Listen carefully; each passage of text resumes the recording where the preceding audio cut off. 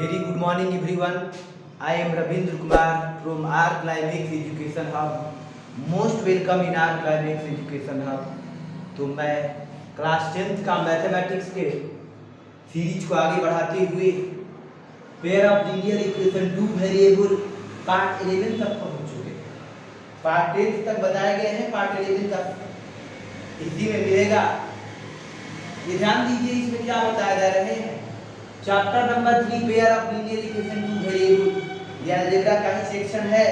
इससे पहले एक अलजेब्रा का सेक्शन पॉलिनोमियल बताया गया था। इसके बाद pair of linear equation two variable.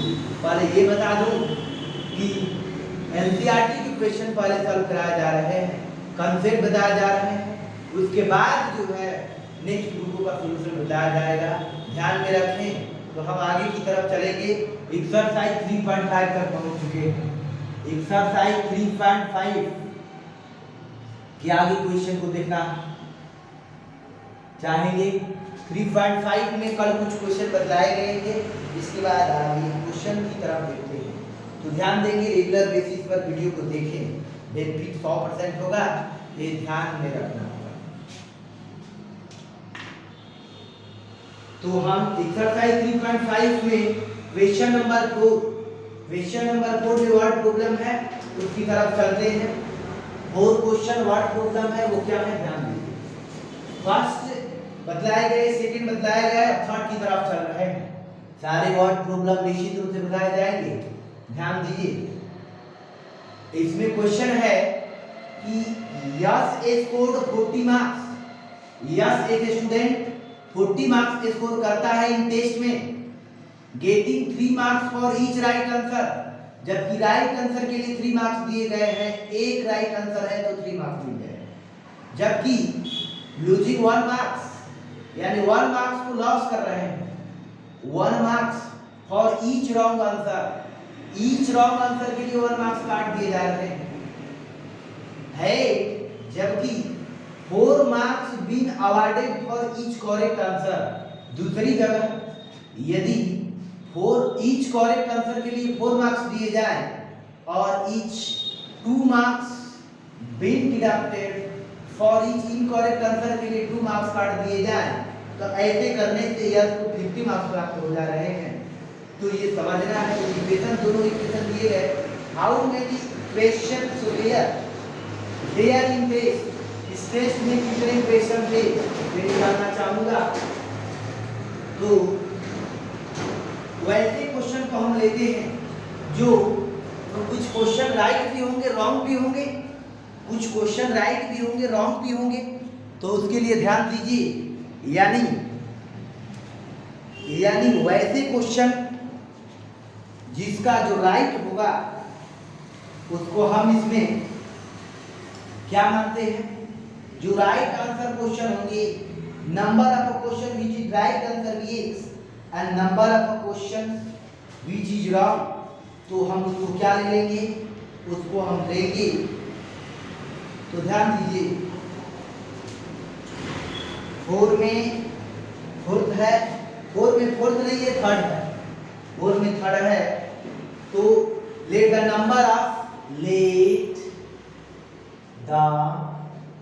Number of right answer question, right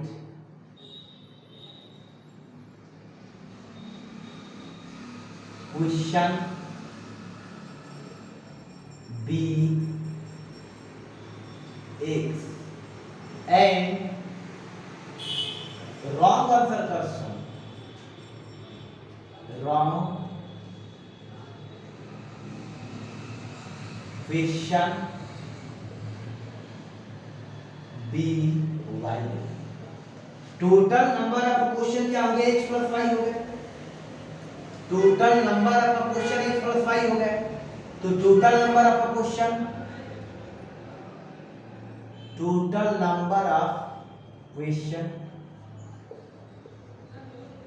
x plus y हो गया, क्योंकि इतने क्वेश्चन का आंसर राइट, इतने क्वेश्चन का आंसर रॉन्ग है, तो क्वेश्चन हो गए x प्लस वाई। अब हम कंडीशन फर्स्ट में चलते हैं। फर्स्ट में दिए गए हैं अकॉर्डिंग टू क्वेश्चन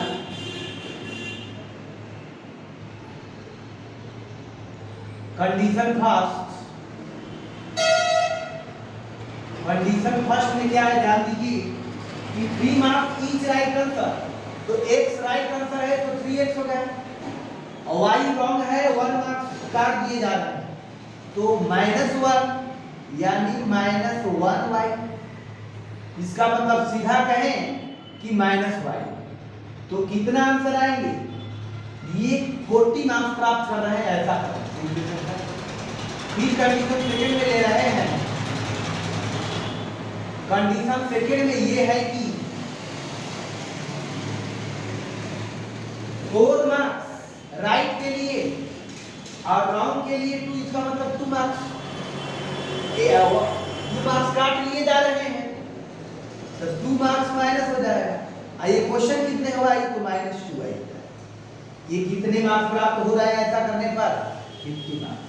तो कैलकुलेशन करना चाहेंगे तो इसमें हम 2 कॉमन ले लेते हैं, तो ये 2x हो जाएगा, ये y हो जाएगा, ये 2 × 25, यानी 2x - y = 25। ये इक्वेशन सेकेंड, ये equation first.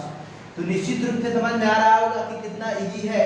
Method of elimination को अप्लाई करते हुए माइनस कर देंगे तो y का वैल्यू, y का कोएफिशिएंट कट जाएगा, x का आंसर आएगा। तो x और y निकालने के बाद x + y ऐड करेंगे तो टोटल नंबर ऑफ क्वेश्चन प्राप्त होंगे। ये स्क्रीनशॉट ले लेंगे, इसके बाद आगे की तरफ बढ़ना चाहेंगे तो ध्यान दीजिए आगे की तरफ में क्या है। क्वेश्चन नंबर ऑफ 4 की तरफ चलेंगे।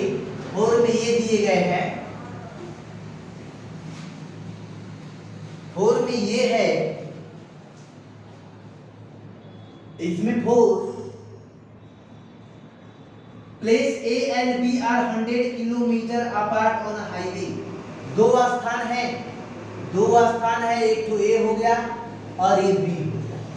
100 किलोमीटर दूर है, 100 किलोमीटर जो है दूरी पर है, 100 किलोमीटर दूरी पर 2 स्थान है। एक स्टेट है, 1 कार स्टार्ट फ्रॉम A, एक कार जो है A से स्टार्ट होती है, एक कार जो है A से स्टार्ट होती है, दूसरी कार जो है B से स्टार्ट होती है। ध्यान दीजिए, if the car travel in same direction, जब एक डायरेक्शन में कार जा रही है, जब यानी ये डायरेक्शन उधर है, यानी B उस डायरेक्शन में, A भी उसी डायरेक्शन में, एक ही समय जब चलना स्टार्ट करती है, तो कह रहा है कि if travel same direction and different speed, से स्पीड डिफरेंस है, स्पीड में स्पीड दोनों का अंतर है, अलग अलग, दे मीट 5 आवर लग जाते हैं, यानी ये भी इधर आई और ये भी इधर आई, लेकिन 5 आवर के बाद दोनों मिल जा रहे हैं, जिसका मतलब ये जाहिर सी बात है इसका स्पीड ज्यादा होगा। एक ही समय में यदि स्टार्ट होंगे सेम डायरेक्शन में तो इसका स्पीड कम होगा, इसका स्पीड ज्यादा, तभी तो इसको पकड़ पाएगी। लेकिन 5 आवर के बाद कुछ ये भी डिस्टेंस कवर करेगी, ये भी करेगी। 5 आवर के बाद जो है मिल रही, लेकिन फिर दूसरा केस में ये कह रहा है यदि जो है टुवर्ड्स यानी ईच अदर, यानी ये इधर जा रही है और ये इधर जा रही है, तो इस कंडीशन में जो है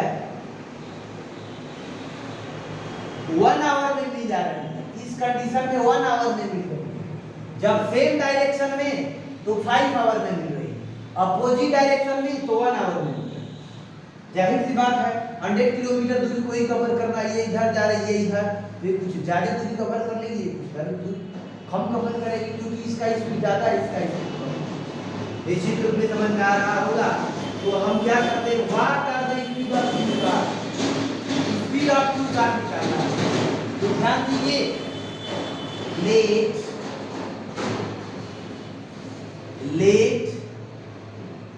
speed of 1 car be x kilometre per hour and speed of other car be y kilometre per hour. अब ये मालूम होगा distance equal to we know that distance equal to speed into time. ये clear है होता है। हम इसमें डिस्टेंस इक्वल टू निकालते हैं, स्पीड यदि सेम डायरेक्शन में जा रहा है, यही जो है 100 किलोमीटर डिस्टेंस, इसका मतलब ये है कि ये यहां से ये डिस्टेंस यहीं पर आया है in case of same direction में चलते हैं। केस ऑफ सेम डायरेक्शन, ये वेरी वेरी इंपॉर्टेंट है। जब एक डायरेक्शन में आएगा तो ये जो है इसका स्पीड यदि x मान ले, इसका y, इसका स्पीड तो ज्यादा ही, तो ये जो है 5 आवर में यहां पर पहुंच जाएगी कार। अब b से जो होगी ये 5 आवर में यहां पर पहुंचेगी।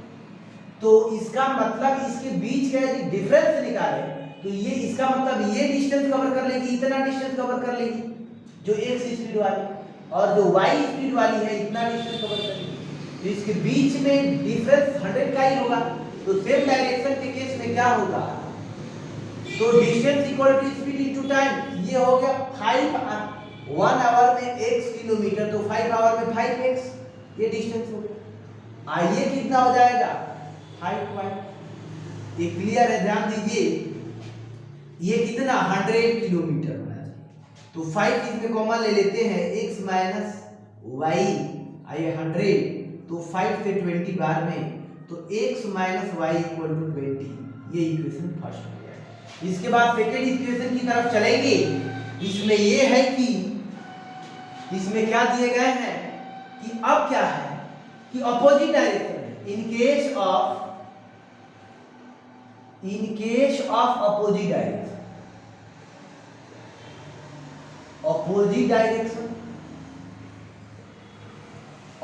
डायरेक्शन में क्या होगा कि दोनों मिलकर 100 किलोमीटर डिस्टेंस कवर करेंगे, क्योंकि ये भी इधर है भी इधर, और 1 आवर में एक पॉइंट पर मिल रही है। तो हम ये कहें कि 1 आवर में ये x किलोमीटर, स्पीड ये है, टाइम ये है, तो x किलोमीटर ये होगा। फिर इसके बाद 1 आवर में y, तो ये इधर चलेगी, तो y इंटू 1 कितना 100 किलोमीटर डिस्टेंस कवर करेगी। क्लियर? तो ये हो गया दूसरा इक्वेशन। दोनों इक्वेशन कितना आसान है, समझ में आ रहा होगा। इसको method of elimination, cross multiplication, substitution किसी भी मेथड से बना सकते हैं। x और y जो आएगा वह जो होगा दोनों कार की स्पीड होगी डिफर होगी। तो निश्चित रूप में समझ में आ रहा होगा। अब हम आगे की तरफ चलना चाहेंगे, तो ध्यान दीजिए।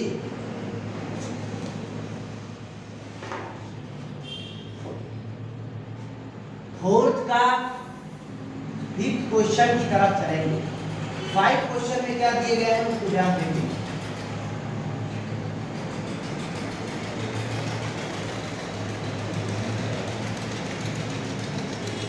फाइव में ये दिए गए हैं, 5 ये दिए गए। The area of rectangle gets reduced by 9 square unit. Area square unit में होता है, मीटर है तो मीटर स्क्वायर, सेंटीमीटर है तो सेंटीमीटर स्क्वायर, किलोमीटर है तो kilometre square. Area square unit में ऑलवेज होता है। ध्यान दीजिए, एक रेक्टेंगल का एरिया जो है 9 स्क्वायर यूनिट से घट जाता है, रिड्यूस का मतलब कम हो जाता है। If its length is reduced by 5 unit, यदि उसका लेंथ जो है 5 यूनिट से रिड्यूस हो जाए, and breadth increase by 3 unit, breadth 3 unit से बढ़ जा रहा है, तो ऐसा हो रहा है। फिर दूसरी तरफ क्या हो रहा है, If we increase the length 3 unit, यदि लेंथ 3 यूनिट बढ़ाते हैं एंड ब्रेथ 2 यूनिट बढ़ाते हैं, तो एरिया इंक्रीज कर रहा है 57 स्क्वायर यूनिट से। तो डायमेंशन निकालना है रेक्टेंगल, इसका मतलब लेंथ विड्थ निकालना है। तो हम क्या करें, let the length of rectangle be x, let length of rectangle be x unit and breadth. Breadth क्या होगा जी? तो ब्रीथ इसमें वाई मान लेते हैं, ब्रीथ बी वाई यूनिट ले लेते। ये तो क्लियर समझ में आ रहा होगा। BREATH ब्रीथ है, तो ध्यान दे BREA, तो ध्यान दीजिए वाई यूनिट, तो एरिया क्या होगा? Then area becomes x into y हो जाए, ये स्क्वायर यूनिट हो जाएगा। क्लियर मालूम है? SQUAR। अब हम चलते हैं कंडीशन फर्स्ट। कंडीशन फर्स्ट क्या दिए गए? यदि x लेंथ x माने 5 यूनिट से कम हो तो x माइनस 5 हो गया, लेंथ ये हो गया। अब ब्रीथ का इंक्रीज बाय यानी y प्लस 3 का, तो प्रोडक्ट करेंगे तो एरिया ही आएगा। एरिया तो XY है और एरिया जो है 9 स्क्वायर यूनिट से रिड्यूस हो रहा है, तो ये आ गया इतने तक। ये आया 5 यूनिट कम हुआ, लेंथ 5 यूनिट कम हुआ, ब्रेथ 3 यूनिट बढ़ा, तो एरिया A इंटू B होता है। तो A ओरिजिनल एरिया XY है, तो ओरिजिनल एरिया जो है 9 यूनिट से कम हो जा रहा है, तो निश्चित रूप में फिर क्रॉस सिंप्लीफाई करते हैं तो XY आया, XY कर लिए, इसके बाद 3x और -5y -15, ये XY -9, XY कैंसिल आउट करते हैं, तो अब 3x -5y और ये है +15 में से 9 गया 6, यानी ये इक्वेशन फर्स्ट हो गया। इसके बाद हम चलते हैं कंडीशन सेकेंड में। कंडीशन सेकेंड में चलते हैं। नाउ कंडीशन सेकेंड में क्या है कि यदि if we increase the length 3 unit से लेंथ बढ़ा ले, कितना से बढ़ा ले? 3 यूनिट से लेंथ बढ़ा ले, यानी x प्लस 3 यूनिट कर ले। फिर जो है जबकि 3 यूनिट से लेंथ बढ़ा ले और ब्रीथ जो है 2 यूनिट से इंक्रीज कर लिया जाए, यानी ब्रीथ जो है y जो है 2 यूनिट से, तो एरिया इंक्रीज ही करेगा। और कितना से कर रहा है? 67 से, यानी 67 स्क्वायर यूनिट से कर रहा है। तो ध्यान दीजिए, इसमें प्रोडक्ट कर लो तो ये हो जाएगा XY, इसके बाद 2x, ये हो जाएगा 3y, 3 2 जा 6, XY 67, XY कैंसिल आउट हुए, ये हुए 2x, ये हुए 3y, 67 में से 6 जाएगा, ये हो जाएगा 61। ये इक्वेशन सेकेंड हुआ। दोनों इक्वेशन को सिंप्लीफाई कर लेंगे तो इस प्रकार से ये एक्सरसाइज फिनिश हो चुके हैं। लेंथ और ब्रेथ निकल जाएंगे, वही डायमेंशन होंगे। इसके बाद जो है एक्सरसाइज 3.6 के कंसेप्ट को भी देख लेता है। एक्सरसाइज 3.6 में कोई कंसेप्ट नहीं है, इसमें linear pair of linear equation two variable बहुत बड़ा दिए जा रहा है, उस बड़ा को जो है छोटा में करना है। इससे वेरी लॉन्ग क्वेश्चन आंसर इसी के पूछे जाते हैं, ये बोर्ड एग्जाम के लिए वेरी वेरी इंपॉर्टेंट। तो 3.6 के लिए कोई एक्स्ट्रा कंसेप्ट नहीं, जो पीछे कंसेप्ट है उसी को यूज करना है। तो आप ध्यान देंगे, इसके क्वेश्चन फिनिश हो गए।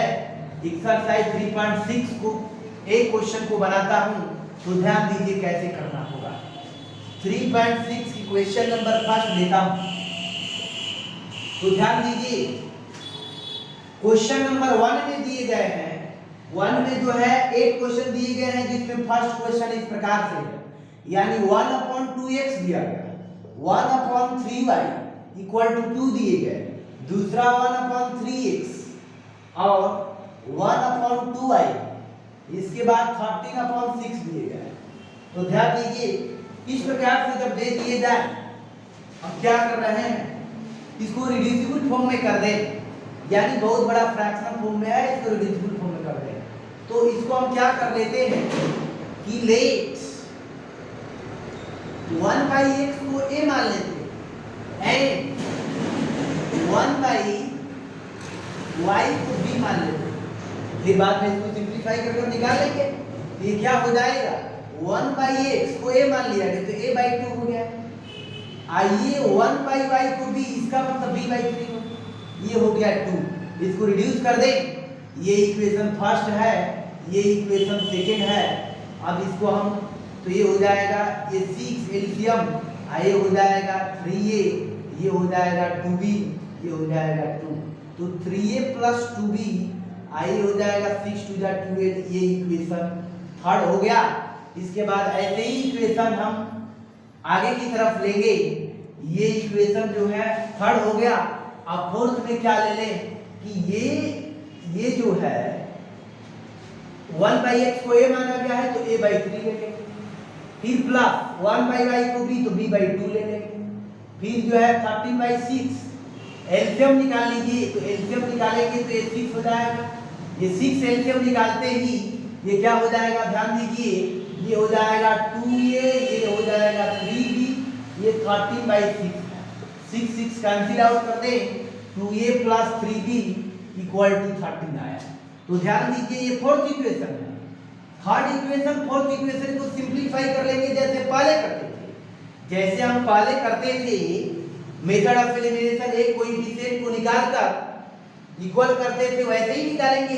फिर इसके बाद क्या करेंगे, इसके बाद a और b का जो वैल्यू आएगा, जैसे हम डायरेक्टेड रूप से हम सिंप्लीफाई कर ले रहे हैं, यानी ये है, ये आया 3a, ये आया 2b, ये आया 2a, ये जो है थर्ड इक्वेशन है।